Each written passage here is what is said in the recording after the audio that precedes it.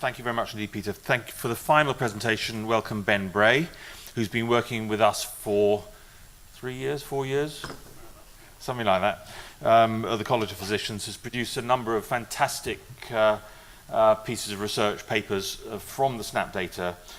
He's now gone back to train as a public health physician, so he's an academic public health registrar at the moment, but continues in his role as the research director for the SNAP program. So he's going to talk to us about social inequalities and outcomes. Fantastic. So we're continuing our tour of Europe and now returning back to the UK. And this is really a sort of part 2 for Liz's talk, again exploring some of the SNAP data and looking at how stroke presentations differ with inequalities and patient outcomes. So I just wanted to just a little bit of revision actually, because just to reflect on, we've had a few different talks from different European countries, and it highlights that there's different ways of measuring and thinking about socioeconomic status. So we heard, for example, from the Rikstroke Register in Sweden, how educational status can be one way of looking at socioeconomic status. So how many years of education, how far up the educational tree do you progress. Other things you can look at include occupation, so occupational status, income, how much do you earn. In countries without universal healthcare, insurance status is very important, and material ownership, how much stuff do you have? Do you drive a Mercedes, for example? And then lastly, area-based measures of socioeconomic deprivation, which is what we predominantly use in the UK, and that's the basis of Liz's talk and what I'm going to be talking about in a moment. So I thought it was worth actually just thinking about making a bit more concrete. What does deprivation actually look like? So you can actually, there is a ranking for every single neighbourhood in England from the most deprived to the least deprived, and this is according to the ONS, the most deprived community in England, which is a small town outside of Clacton-on-Sea on the Essex coast. And you can see you can live within a stone's throw of a beautiful beach and still live in extreme levels of deprivation. And by contrast, this is officially the least deprived, which is a leafy neighbourhood in Berkshire, so slightly different. Big drives, swimming pools, big houses. So that's sort of what we're thinking about deprivation at sort of that scale. And we know there's quite a lot of research around the impact of socioeconomic status and stroke. It's worth thinking that there are particular issues in terms of socioeconomic status on a global level, particularly between countries, when the vast inequalities in stroke care are for people living in lower and middle-income countries. But if we just focus on rich countries, we know, for example, that low socioeconomic status, so deprivation, is associated with a higher stroke risk.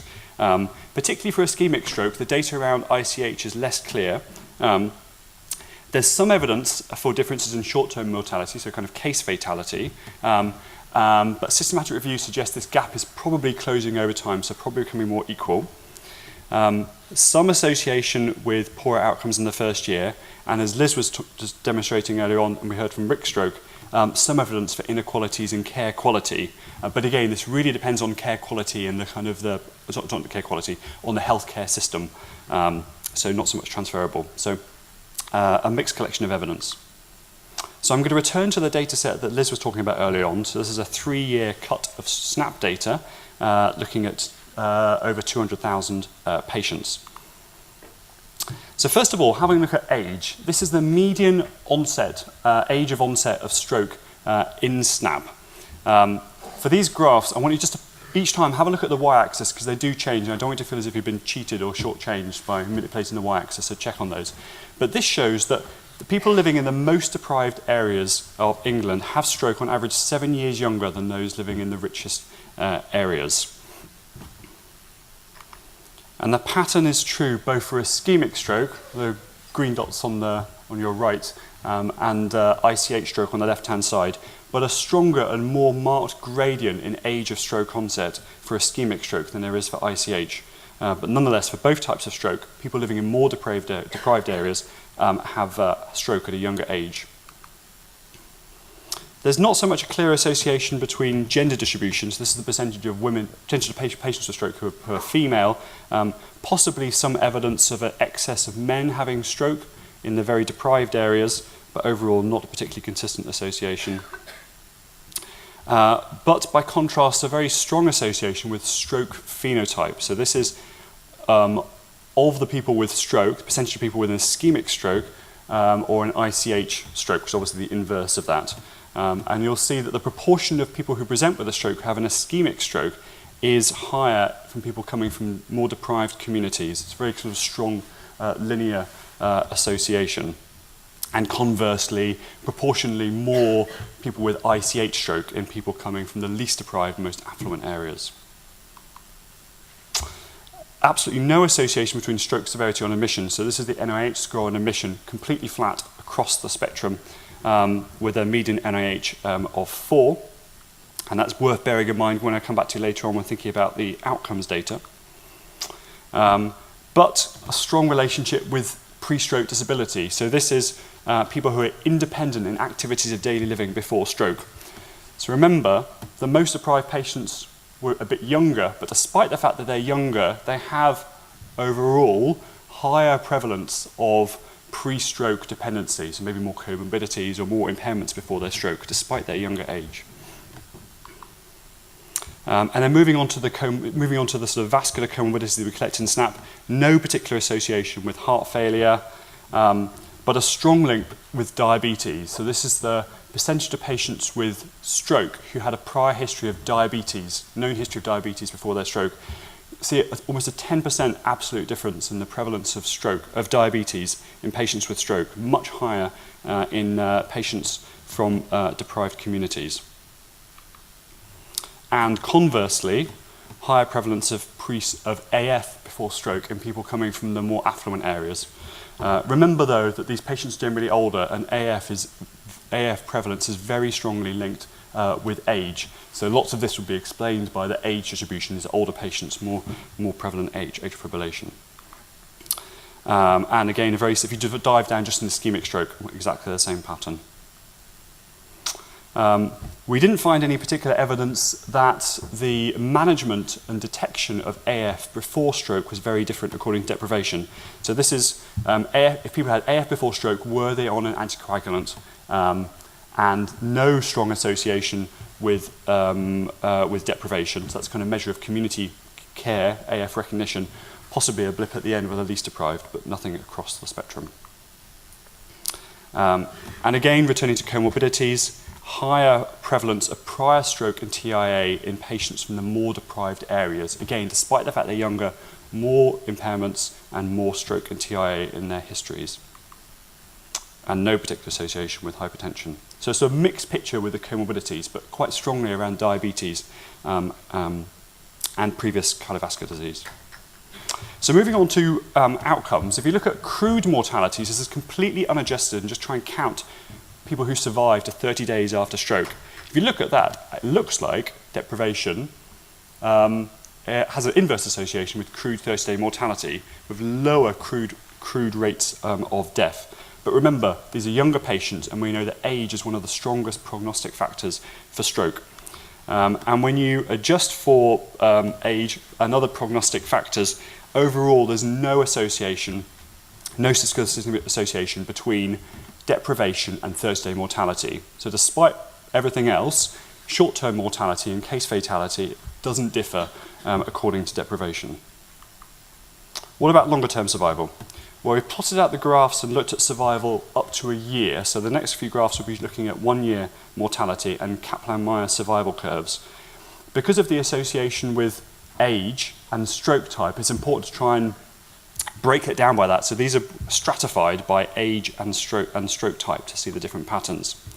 And for these, it was quite busy to do 10 lines for 10 groups. So I've done it into 4 groups, okay?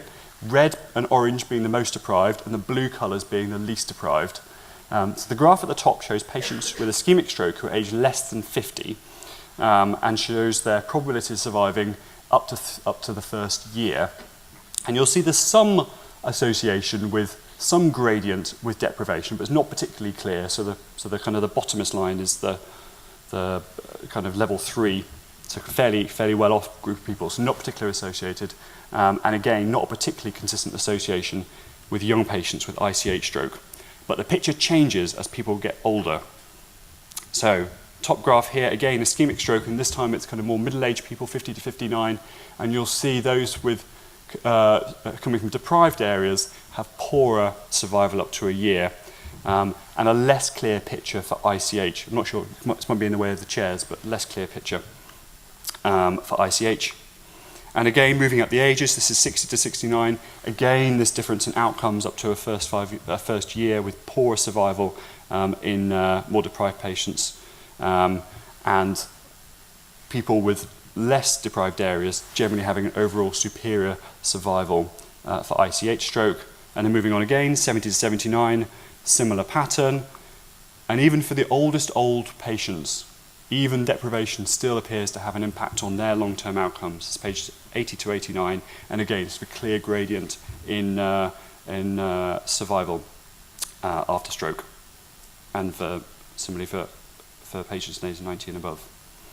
So overall, just bringing it all together, sort of the most sort of profound difference here is the sort of age of stroke onset. So people living in more deprived areas have overall 7 years younger, which clearly has huge implications for them, their personal lives, for their levels of disability, and the number of healthy years of life people live before they develop impairments.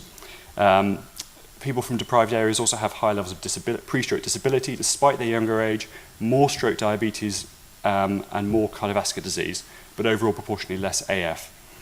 And I showed you the data on long-term survival. So the sort of overall picture, bringing together Liz's talk and these data, show that socioeconomic status has got a profound impact on stroke incidence and sort of presentation of stroke, who gets stroke, when they get stroke during their lives, and the risk factors for stroke. But overall, the quality of care that patients receive is pretty equal, with some differences for some aspects of care, but overall pretty equal.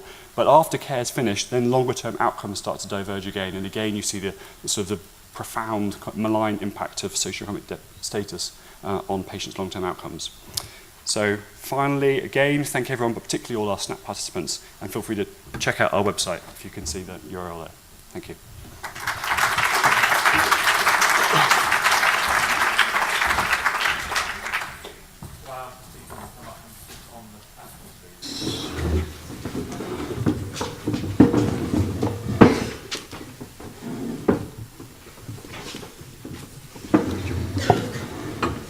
So we have no microphones, so we will ask you to speak up clearly, tell us who you are, and I'll repeat the question if it seems to be a bit quiet. So yes, thank you. So a question from Edinburgh, my name's Will Whiteley. So socioeconomic status changes both over life and different areas. Different socioeconomic status, deprivation indexes, 2004, 2003, 2010. So can you, if socioeconomic status is reported, can you show they change with different measures of socioeconomic status? And the second question is for Ben. Ben, you didn't answer the question you raised at the beginning, which is which is the most important of those measures of socioeconomic status? Education. How do you start with this? Okay, Ben, do you want to start off with question 2, and then we'll go on to the first question for everyone? Yeah, so the question about does it change over time, and can we track these things in more detail? I think it would be great to do. Partly great to do, but we haven't done it yet. I think would be particularly important because that moves us into the realm of just observing patterns to kind of working out what can we do about it.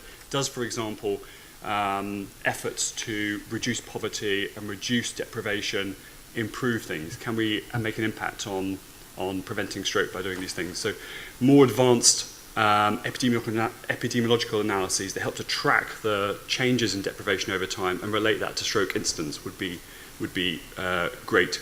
It's quite challenging to do, and ideally you'd want to look at both the impact of area level deprivation to where you live and the sort of individual factors like education that we heard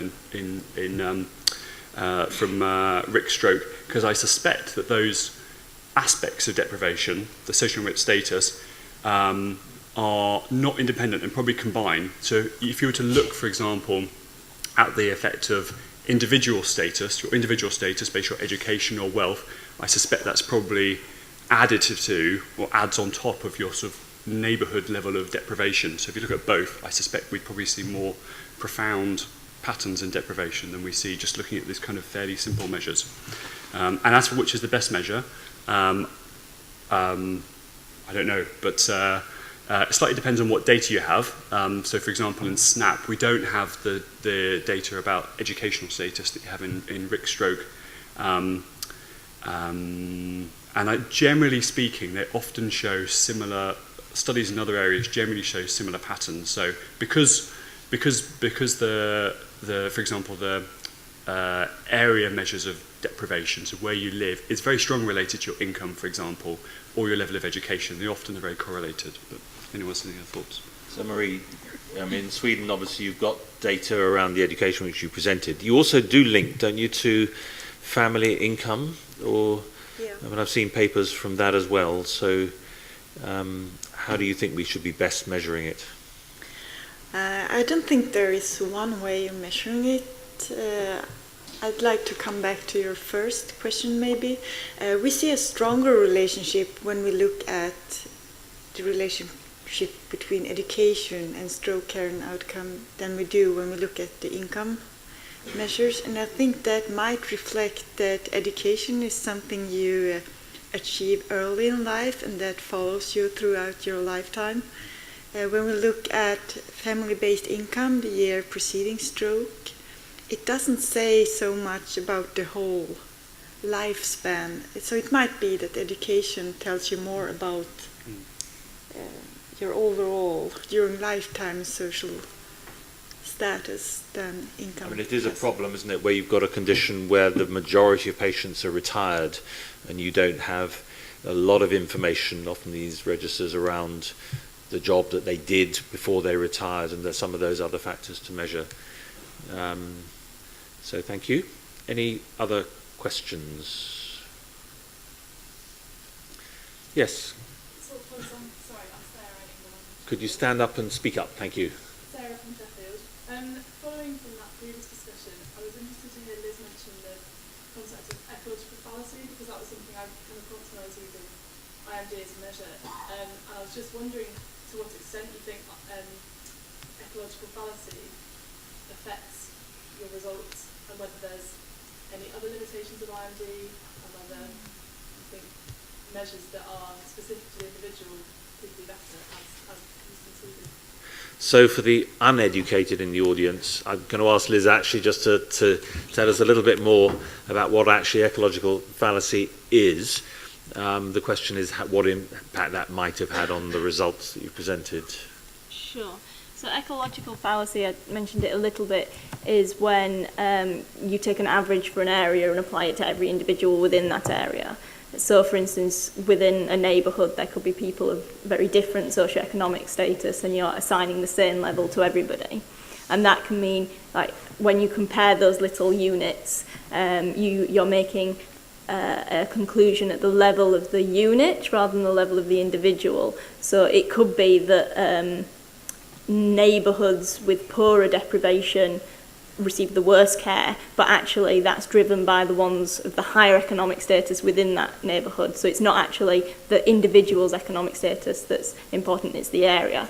So I think probably the conclusions from my talk are about the area that you live in rather than your personal deprivation, and that's either a limitation, or as Ben was saying, like, actually perhaps that's more important, that the things you're exposed to in your neighbourhood are more important than your income or your education. But yeah, so it depends. The ideal, I think, would be to have both, as Ben was just saying, so that you could maybe start to tease apart whether it's your neighbourhood or your personal circumstances.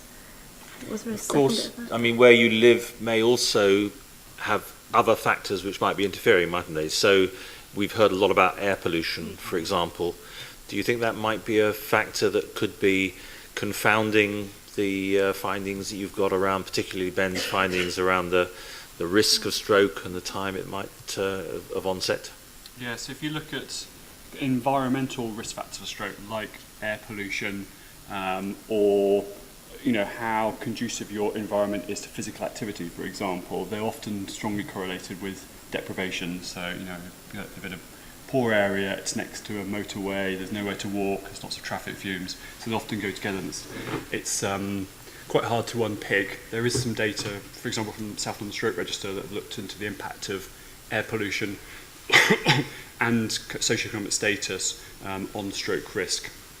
It's quite complicated to pick these things apart. For example, for air pollution, the methodologies are quite hard, and then it raises all sorts of questions about, what air am I breathing today versus over a month, and tricky things.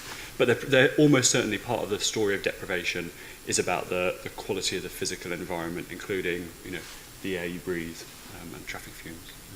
Any other questions? Yes, please. Halfway down on the. Yep.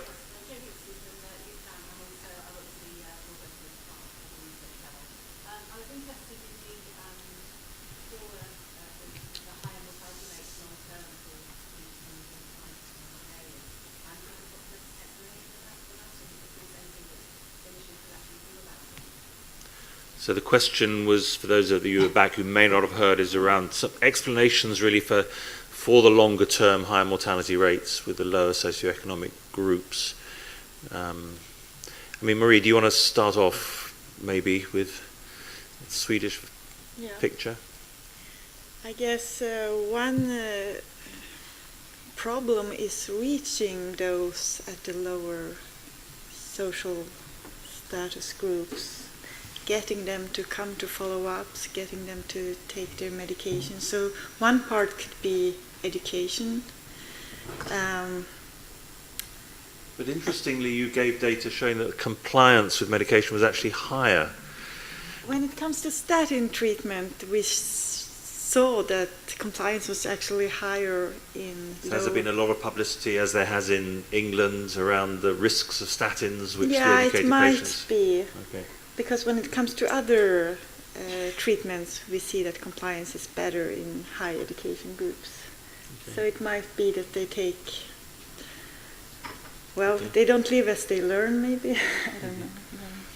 Any thoughts from Germany, Peter, around that? I mean, you haven't actually got some of that longer term data, unfortunately, but not really. yeah. But I would like to ask the question: do you have data on the nutritional status of the patients? For instance, body mass index or so? No. Not on SNAP. I could imagine this would be one of the strongest factors Yeah. explaining many of these results. Could be. But it's speculation. Ben, comments from?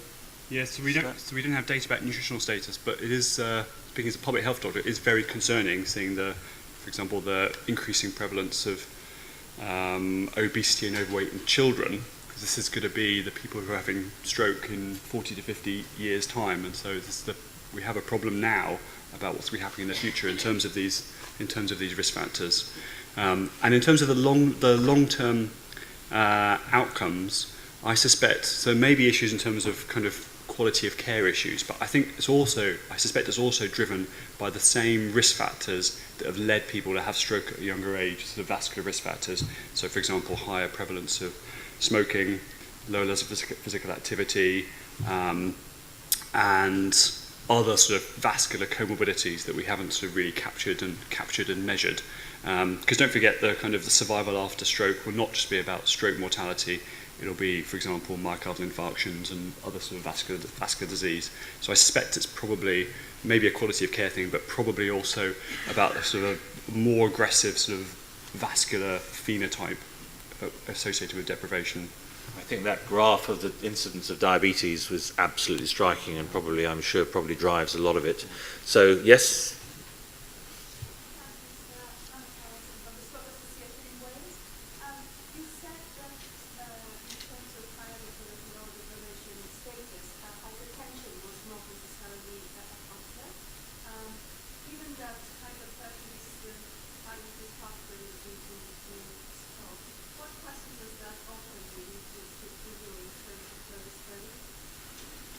I mean, partly it may be, I think, although we have some data about hypertension in SNAP, it's probably admittedly fairly crude. Simple question: was someone diagnosed to have hypertension before their stroke? And clearly, it's a very complicated topic. We know that lots of people who have hypertension remain undiagnosed, and then even if you are diagnosed, in terms of how adequate your treatment is, varies a huge amount as well. So there's probably a vast amount of future studies in terms of trying to unpick these things. And again, the question is kind of how much does hypertension and the control and recognition of hypertension contribute to these inequalities? I suspect it's more so than that graph that graph tells. It probably just says more about the limitations of not having super detailed data, but I suspect there's a lot there. At the back, yep. So just one other William. question for Liz. The quality of care that's provided in different hospitals might be something more to account for the hospital level. I imagine that Dr. Ben Hospital is having more difficulty recruiting stroke physicians than the Royal Berkshire Hospital. But Ben College. Can you tell us a bit about the characteristics of hospitals that stroke in those different areas? Yeah, I mentioned it briefly, and I didn't particularly look at it in this analysis, but that initial graph of the dots and the variation in hospitals was trying to show that the variation in care doesn't seem to look at team level like hospitals with very deprived populations are providing consistently poorer care. This seems to be more, because the analysis I did is clustered at patient level, so it's actually given the hospital that you've been admitted to, is there a difference for you depending on your deprivation. But an extension to this would be to run the analysis differently and look at team characteristics and perhaps the organisational factors associated with poorer care in that instance. But we know that many of the sort of better staffed hospitals, big teaching hospitals, are actually centred in big urban areas where actually deprivation is quite low. I was actually going to ask both Peter and Marie really in terms of, so from Sweden, I don't think you presented data, but I may have missed it, to show whether or not the hospitals that are performing better on the RICS register are situated in areas that are wealthier, or whether or not there is an equitable distribution in terms of the quality of the services, regardless of whereabouts within Sweden they are. There's a large variation. So there are some hospitals that perform really well that are in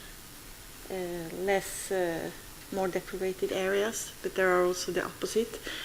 When it comes to the analysis, we have also looked into stratifying by hospitals, so we compare patients within hospital, so that hospital differences explain some of the differences we see related to socioeconomic differences, but not at all fully. So there are still differences remaining even after we have considered the hospital. And I think what was striking about your data, Peter, was actually how the small hospitals are really not performing very well, and that's certainly been a message that I've been trying to put over in the UK. We've got some data, but probably not quite as robust as it looked as though yours is, around the size matters. We see mainly differences between the rural areas, where naturally there are the smaller hospitals, and the urban areas. And within the larger cities, we don't see differences. We cannot demonstrate differences. And one of the main problems behind all of this is that some areas manage that all patients go to hospitals with stroke units, with good working stroke units, and other areas they don't have the management. Patients go to this hospital or to that hospital. This is the strongest difference. It's not the socio-economic status. It's the grade of organization in an area. Okay, fascinating. Any other questions? Just a quick one for the rest of the panel. I mean, the other piece of information that sort of took my breath away was when Marie put up the suicide rates. And we've certainly not looked at it in the UK in terms of the cause of death. I'm not sure we actually necessarily code that very accurately, but do you think that would be something which we should be looking at UK? Ben? Yes, I haven't seen that data before, and it's shocking, isn't it? And yeah, I think it would be definitely important to look at, and doable as well. So it's definitely prompted me to think about how we can try and look for that. Because if there is this unrecognised problem with much higher risk of suicide in stroke survivors. That is incredibly important, not just for individuals, but also thinking about this issue we're talking about again in the plenary session this morning, about what happens to people after stroke and life after stroke, and the issues around kind of quality of care, and helping people live their lives after stroke, and not just focusing on the acute aspect. So I think it's a very important question. And the second bit of it as well is also remembering we're not just talking about physical diseases, but it's about people as a whole. So it's their psychological well-being and mental health issues alongside and after stroke are very important. We can't just focus on just the purely physical. Okay, I think there's a lot of work that hopefully we can do together, pan-Europe, looking at some of these questions, because I think we get a lot more quality data, or a lot more sort of a better perspective really by looking just in multiple countries rather than a single one. So I'm going to draw the conversation to a close. Thank you all very much indeed. Thank you for the 4 speakers for some excellent presentations.